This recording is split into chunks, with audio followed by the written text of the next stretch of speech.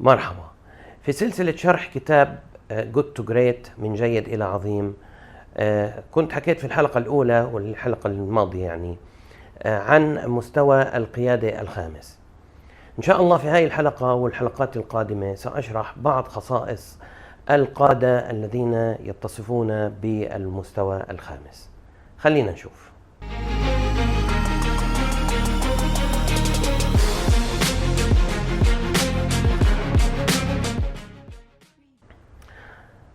متواضع وعنيد، وديع ولا يعرف الخوف.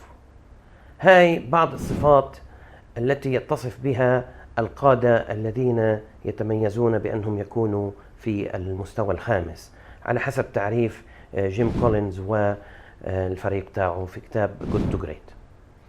مثال على ذلك هو الرئيس التنفيذي لشركة جيليت من عام 1975 إلى عام 1991. هذا الرجل اسمه كولمان موكلر.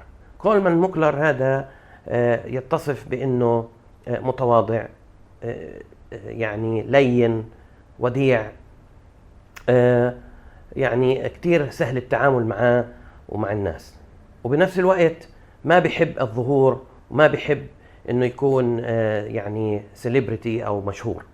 بخلال فترة قيادة كولمان موكلر لشركة جيليت اجى شخص بحب الاستحواذ على الشركات ويشتريها برخيص ويبيعها بغالي.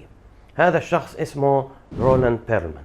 رولاند في خلال الفترة من 75 ل 91 حاول مرتين انه يشتري شركة جيليت، واذا كان نجح في هذه المحاولتين كان مش بس هو ممكن يعمل ملايين كأرباح، بس بينما كل المساهمين تبعون جيليت ومجلس الإدارة والإدارة العليا سينيور مانجمنت ومما فيهم كولمان موكلر.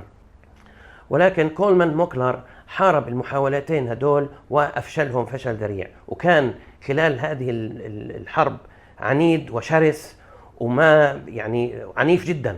من الأشياء اللي عملها كولمان موكلر إنه أخذ يتصل بجميع المساهمين في شركة جيليت، اتصل فيهم هو والفريق، عمل فريق للاتصال في جميع يعني هدول معتبرين بالآلاف الأشخاص، اتصلوا فيهم شخص وأقنعوهم إنه عند تصويت للبيع ما يصوتوا للبيع ويحتفظوا بالأسهم، مع إنه كان في لهم ربح إذا باعوا الشركة لبيرلمان ويعني استحوذ عليها بيرلمان ورجع باعها، كان ممكن يربحوا ملايين. بس هم أقنعوهم، هذا كولمان موكلر والفريق تاعه أقنعوا المساهمين بالاتصال والزيارات بشتى الوسائل إنه يرفضوا العرض هذا.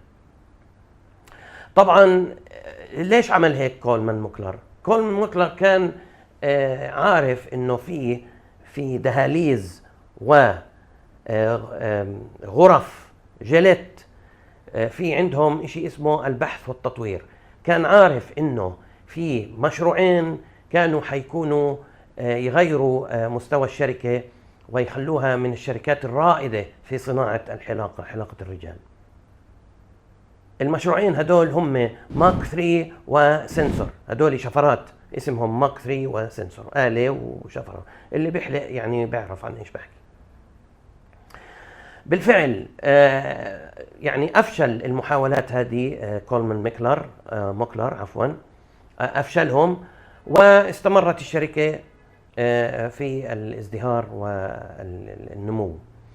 اللي بتذكر حلقات الإبداع اللي أنا شرحت فيها الإبداع، وذكرت عن الشركات التي تستخدم استراتيجية من الداخل إلى الخارج. هاي واحدة منهم جيليت. الشركات اللي بتستخدم استراتيجية من الداخل إلى الخارج هي التي تقود الصناعة التي تعمل بها. وذكرت أمثلة على ذلك، ذكرت أبل والهدول الناس يعني، وحتى جيليت حتى ذكرت عنها. فجيليت تعتبر من الشركات الصانعة للصناعة، الرائدة للصناعة. شركات الشفرات كلهم والحلاقة كلهم بيلحقوا جيليت، وما زالت جيليت تبدع وتقود في هذه الصناعة. طبعا هذا الحكي امتى صار وتحولت جيليت إلى أن تكون رائدة في صناعة الحلاقة؟ من أيام كولمان موكلر، بعد محاولات الاستحواذ هاي و مشروع ماك 3 اند سنسور.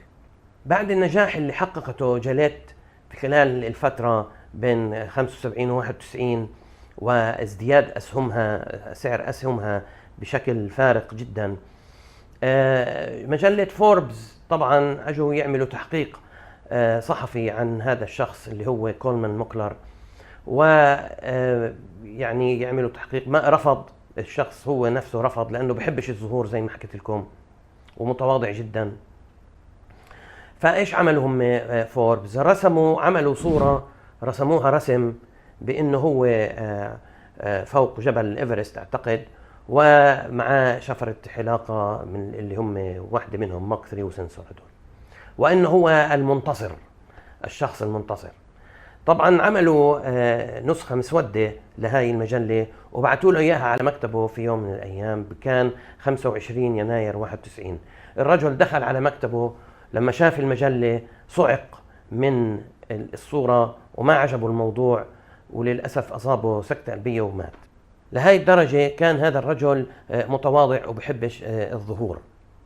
الأشخاص أو المستثمرين اللي استثمروا دولار بعام 1976 في شركة جيليت كان حققوا أرباح إنه الدولار بعام 1996 كان صار 95 دولار و68 سنت.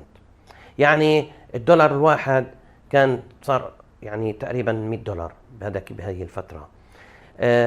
بينما إذا صار الاستحواذ زي ما أنتم شايفين بالرسمة، إذا استحوذ بيرلمان على الشركة وباع أسهمها وباعها، رجع باعها مرة ثانية، كان المستثمر هذا ربح بس 30 دولار بعام 1996.